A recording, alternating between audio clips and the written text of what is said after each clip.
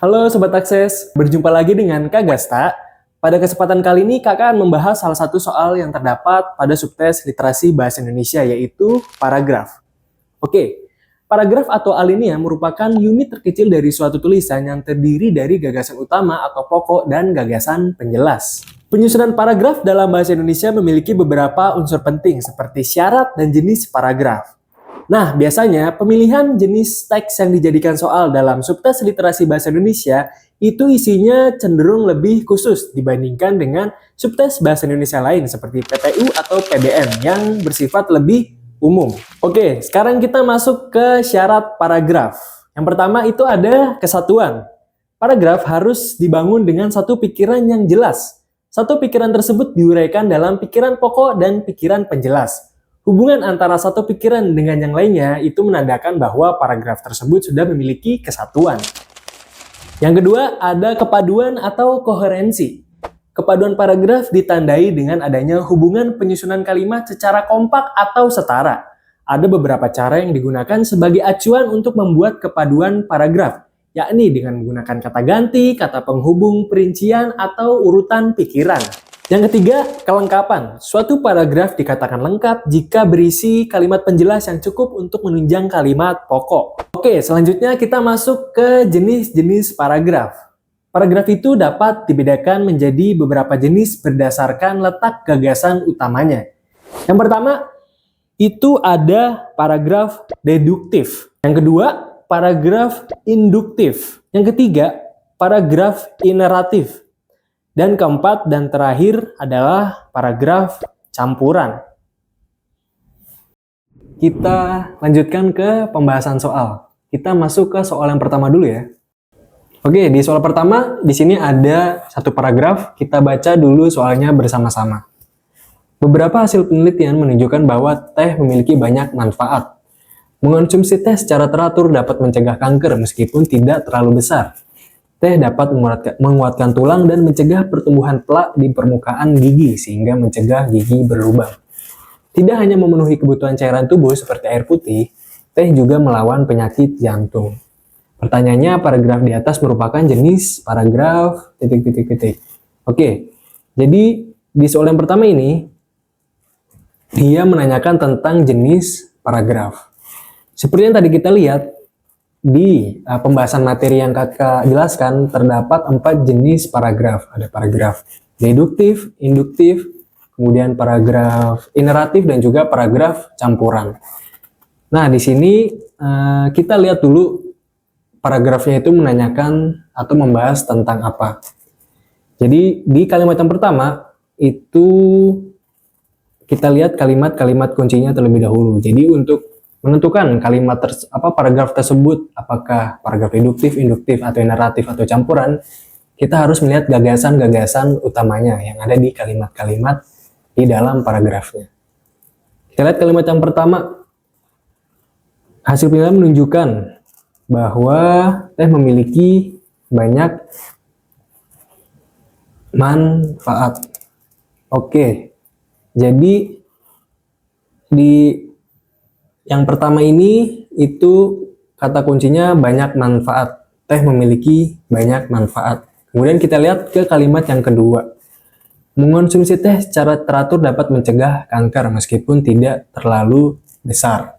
Nah, kalimat kedua ini masih berkaitan dengan kalimat pertama, yaitu tadi manfaat. Kemudian teh dapat menguatkan tulang dan mencegah pertumbuhan plak di permukaan gigi sehingga mencegah gigi berlubang. Itu juga masuk di manfaat teh tadi. Dan di kalimat keempat, tidak hanya memenuhi kebutuhan cairan tubuh seperti air putih, teh juga melawan penyakit jantung. Jadi kalimat kedua sampai kalimat terakhir itu merupakan penjelas daripada kalimat yang pertama tadi. Maka dari itu untuk di paragraf ini, gagasan utamanya atau gagasan pokoknya itu ada di kalimat yang pertama. Jadi jawabannya adalah paragraf deduktif, betul sekali, karena ada di awal. Gagasan utama itu ada di bagian awal paragraf yang tadi, yaitu teh memiliki banyak manfaat. Jadi sudah dipastikan untuk soal yang pertama itu paragraf deduktif. Oke, sekarang kita masuk ke pembahasan soal yang kedua. Nah, di soal yang kedua itu berbeda dengan soal yang pertama tadi. Di sini ada 4 paragraf. Jadi karena di sini paragrafnya banyak, kita langsung saja masuk ke soal yang ditanyakan untuk mempersingkat waktu pengerjaan ujiannya.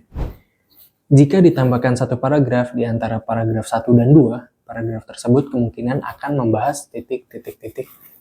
Jadi di pertanyaan yang kedua, di soal yang kedua ini, kita harus menambahkan satu paragraf baru di antara 2 paragraf, yaitu paragraf 1 dan paragraf 2. Jadi sekarang kita fokus ke paragraf 1 dan paragraf 2. Kita baca bersama-sama. Paragraf pertama dulu. Di seluruh dunia, intensitas dan kecemerlangan cahaya meningkat 2% per tahun. Oleh karena itu, malam menjadi semakin terang. Sejumlah studi menunjukkan polusi cahaya mengganggu ekosistem alami. Dr. Camille Sapelstra, seorang ahli ekologis Belanda, bersama timnya berusaha memahamkan pengaruh cahaya lampu di malam hari terhadap kelelawar. Hewan yang aktif di malam hari ini menggunakan cahaya bulan untuk bernavigasi. Mereka sensitif terhadap spektrum cahaya biru. Semakin terang cahaya biru, semakin mereka terganggu.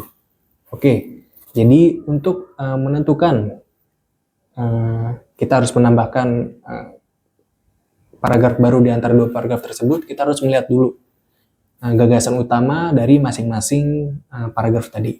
Kita lihat dulu di paragraf pertama. Nah, di sini paragraf utamanya itu kita lihat di sini ada kecemerlangan cahaya meningkat 2% per tahun. Jadi itu gagasan utamanya. Kemudian polusi cahaya mengganggu ekosistem alami. Oke, untuk paragraf 1 tersebut, untuk paragraf 1 itu merupakan gagasan utamanya. Sekarang kita masuk ke paragraf yang kedua. Gagasan kedua itu, nah ini dia. Gagasan utama di paragraf kedua yaitu cahaya lampu di malam hari terhadap kelelawar. Jadi ada pengaruh cahaya lampu di malam hari terhadap kelelawar. Jadi kita sudah menemukan gagasan utama di kedua paragraf tadi. Sekarang kita masuk ke pilihan jawabannya. Kita lihat satu persatu apakah itu cocok untuk dijadikan paragraf tambahan atau tidak. Kita lihat di jawaban yang A, perbandingan tingkat polusi cahaya di berbagai negara. Nah, setelah kita baca dan kita lihat gagasan utama di masing-masing 2 paragraf tadi, dia tidak membahas perbandingan tingkat polusi cahaya di berbagai negara. Untuk paragraf pertama itu membahas tentang peningkatan cahaya yang meningkat sebesar 2% dan juga mengganggu ekosistem alami peningkatan cahaya tersebut. Nah, di paragraf yang kedua, pengaruh cahaya lampu di malam hari terhadap kelelawar. Jadi untuk jawaban yang pertama itu tidak tepat. Kemudian jawaban yang B, alasan manusia melakukan penerangan di malam hari. Setelah kita baca dan kita cari gagasan utamanya, untuk alasan manusia melakukan penerangan di malam hari ini juga tidak sesuai karena tidak dibahas sama sekali di paragraf 1 dan paragraf 2. Kemudian yang ke jawaban C, penelitian tentang cahaya yang tidak mengganggu. Nah, ini juga berbeda dengan konteks di paragraf 1 dan paragraf 2 karena di sini berbeda dengan di gagasan utama yang kedua di paragraf 1 tadi. Cahaya mengganggu ekosistem. Maka dari itu jawaban yang D, yang C juga salah. Efek, kita masuk ke yang D. Efek penerangan terhadap kelelawar sebagai makhluk nokturnal. Nah, kita lihat makhluk nokturnal itu adalah hewan yang aktif di malam hari, salah satunya kelelawar. Nah, di jawaban yang D ini tidak jelas maksudnya apakah efek penerangan ini berdampak positif atau negatif. Di sini hanya dituliskan efek penerangan terhadap kelelawar. Jadi kita tidak tahu apakah efek ini termasuk ke dalam efek negatif atau efek positif. Kalau kita lihat di paragraf kedua, cahaya lampu ini berpengaruh terhadap yang negatif kepada kelelawar. Jadi untuk jawaban yang D itu kurang tepat. Nah, karena ada salah satu pilihan jawaban yang terakhir itu adalah E, jadi menurut kakak jawaban yang benar adalah E. Salah satu makhluk yang terganggu yaitu kelelawar. Jadi kita bisa menggunakan salah satu syarat pembentukan paragraf yaitu kesatuan. Jadi sebagai penulis itu harus dibangun dengan satu pikiran yang jelas, yaitu antar gagasan utama dan gagasan penjelas itu harus berkaitan satu sama lain seperti yang tadi.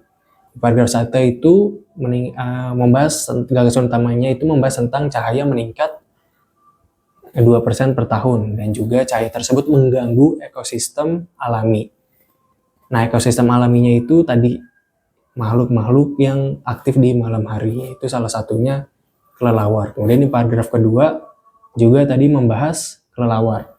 Kelelawar itu apa, bagaimana cara hidupnya, dan juga tadi pengaruhnya terhadap kelelawar tersebut. Jadi jawaban yang tepat adalah jawaban yang E. Jadi begitu untuk mengerjakan soal nomor 2. Nah, kurang lebih seperti itu penjelasan kakak dalam pembahasan kali ini. Sebelum berpisah, kalian dapat mengerjakan soal berikut untuk melatih kemampuan literasi kalian. Sampai berjumpa lagi Sobat Akses. Dadah!